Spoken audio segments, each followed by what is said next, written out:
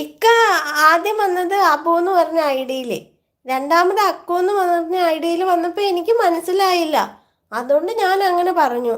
പക്ഷെ എനിക്ക് എന്തോ എന്നെ കളിയാക്കണത് എനിക്ക് ഇഷ്ടമല്ല. ഞാൻ ആരായാലും എൻ്റെ കാര്യം പറയും, അത്രേ ഉള്ളൂ. അതുകൊണ്ട് ഞാൻ രണ്ടാമത് വന്നപ്പോൾ അങ്ങനെ പറഞ്ഞു. എനിക്ക് മനസ്സിലായില്ല. അല്ലേ എന്നോട് ആദ്യം പറയണം. ഞാൻ അബു ആന്ന് അക്കു എന്നും പറഞ്ഞ ഐഡിയിൽ കയറി വരുമ്പോഴേ ബ്രാക്കറ്റിൽ എഴുതണം ഞാൻ അബു ആട്ടോ എന്ന്.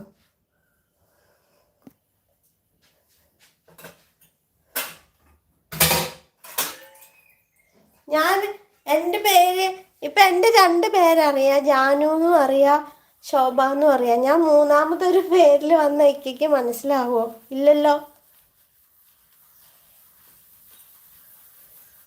അങ്ങനെ വന്നിട്ട് ഒരാളെ നമ്മൾ കളിയാക്കണത് ശരിയല്ല.